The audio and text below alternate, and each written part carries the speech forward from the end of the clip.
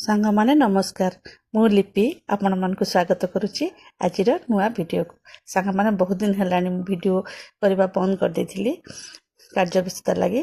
ଆଜି ରଜରେ ଚାଲନ୍ତୁ ପ୍ରଥମ କରି ପୁଣି ଥରେ ପୋଡ଼ପିଠା ଟିକେ ବନେଇବା। ସେଥିପାଇଁ ମୁଁ ଏଠି ଅଧ କିଲୋ ଚାଉଳ ବତୁରେଇ ନେଇଥିଲି। ଦେଖନ୍ତୁ ପୋଡ଼ପିଠା ଟିକେ ସୁନ୍ଦର ହେଇଛି। ଆକୁ ମୁଁ ଗ୍ୟାସରେ ପୋଡ଼ିଥିଲି ଚାଉଳ ପୋଡ଼ପିଠା। ଆପଣମାନେ ବହୁତ ସହଜରେ ଘରେ ପ୍ରସ୍ତୁତ କରିପାରିବେ। ଅଧ କିଲୋ ଚାଉଳକୁ ବତୁରେଇଥିଲି ଘଣ୍ଟେ ଖଣ୍ଡେ, ତାପରେ ତାକୁ ଏଭଳି ଚୁନା କରିନେଇଥିଲି। ମୁଁ ସେଥିରେ ଆମର ଆବଶ୍ୟକ ମୁତାବକ ଡ୍ରାଏ ଫ୍ରୁଟ୍ସ, ଗୁଡ଼, ତାପରେ ଟିକେ ସୋଢ଼ା, ପାନମଧୁରୀ, ଜୁଆଣି, ତାପରେ ଆମର ଗୋଲମରିଚ ଗୁଣ୍ଡ ଏସବୁ ପକାଇଥିଲି। ଦେଖନ୍ତୁ ବର୍ତ୍ତମାନ ପାଣି 2 ଗ୍ଲାସ୍ ନେଇଥିଲି। 2 ଗ୍ଲାସ୍ ପାଣିରେ ଏଠି ମୁଁ କିଛି ଗାଈ ଘିଅ ପକାଇ ନେଲି। ତାପରେ ସ୍ୱାଦ ଅନୁସାରେ ଲୁଣ, ଆଉ ଏଥିରେ ତାପରେ ଆମର ପକାଇଲି ଅଦା, ସୋଢ଼ା ଟିକେ, ଆଉ ଆମର ଗୋଲମରିଚ ଗୁଣ୍ଡ, ତାପରେ ଗୁଡ଼ ପକାଇ ନେଲି। ଆକୁ ସବୁ ଟିକେ ଫୁଟିଗଲା ପରେ ସେଥିରେ ମୁଁ ଜୁଆଣି, ପାନମଧୁରୀ ଭଲ ଭାବରେ ପକାଇକିରି ଟିକେ ଫୁଟାଇ ନେବି।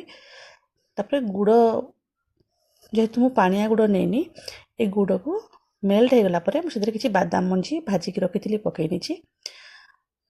ତାପରେ କାଟି ରଖିଥିବା ଆମର ନଡ଼ିଆ ପକାଇ ଦେଇଛି। ଦେଖନ୍ତୁ ଏସବୁ ଭଲ ଭାବରେ ଫୁଟିଗଲା। ଏବେ ଗୋଟେ ଚାମଚ ଚାଉଳ ଚୁନାରେ କିଛି ପାଣି ମିଶାଇକିରି ମୁଁ ଏଇଭଳି ଭାବରେ ତାକୁ ଗୋଳିକି ସେଥିରେ ଦେଇ ଦେଉଛି। କାହିଁକିନା ଯାହାଫଳରେ ଆମର ଯେଉଁ ଏବେ ପକାଇଲି ନେଇକିରି ଚାଉଳ ଚୁନାଟା ଆମର ବିଣ୍ଡା ହେଇନଥାଏ। ଏଇଭଳି ଭାବରେ ଯେତେ ଆପଣଙ୍କର ଚାଉଳ ଚୁନା ଲାଗିବ ସେଇ ଅନୁସାରେ ଆପଣ ତାକୁ ଭଲ ଭାବରେ ମିଶାଇକିରି ଜନ୍ତି ନେବେ। ଜନ୍ତି ଦେଲା ପରେ ଦେଖନ୍ତୁ ଗ୍ୟାସ୍ର ଫ୍ଲେମ୍କୁ ଆପଣ ସ୍ଲୋ କରିନେଇଥିବେ।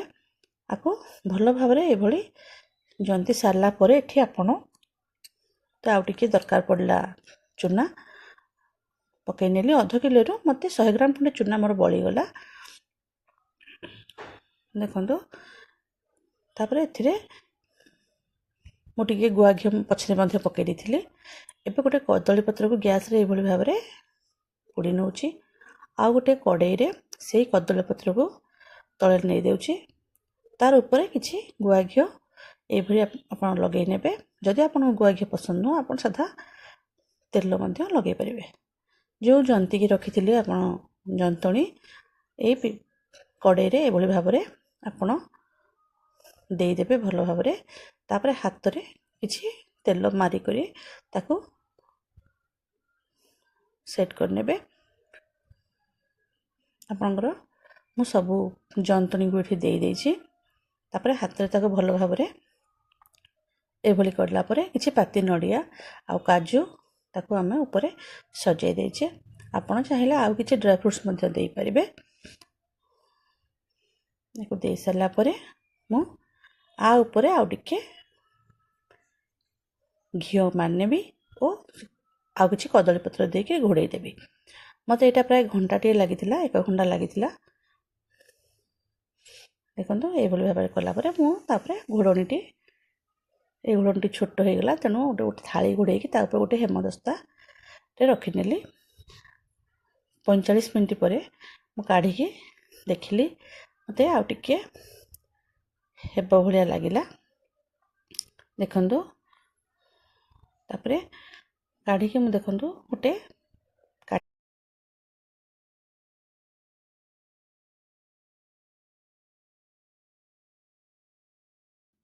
ତାପରେ ଦେଖନ୍ତୁ ଆଉ 15 ମିନିଟ୍ ଖଣ୍ଡେ ମୁଁ ତାକୁ ଏଭଳି ଘୋଡ଼େଇକିରି ସିଝିବା ପାଇଁ ଛାଡ଼ି ନେଲି।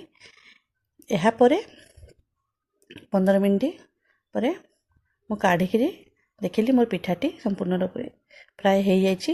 କିନ୍ତୁ ବର୍ତ୍ତମାନ ମୋର ଗୋଟିଏ ସାଇଡ଼୍ରୁ ପୋଡ଼ିଯାଇଛି। ଆଉ ଆର ସାଇଡ଼୍କୁ ପୋଡ଼ିବା ପାଇଁ ମୁଁ କ'ଣ କଲି, ଆର ସାଇଡ଼୍ଟିକୁ ଧୀରେ ଧୀରେ ଆପଣ ଓଲଟେଇ ଦେବେ। କୌଣସି ଥାଳି କିମ୍ବା ଫ୍ଲାଟ୍ ଜିନିଷରେ ଆପଣ କଢ଼େଇଟିକୁ ଓଲଟେଇକି ତାପରେ ପଛ ସାଇଡ଼୍ ମଧ୍ୟ ପୋଡ଼ି ନେବେ। ଦେଖନ୍ତୁ ସମ୍ପୂର୍ଣ୍ଣ ଭାବେ ଏଇଟା ହେଇଯାଇଛି।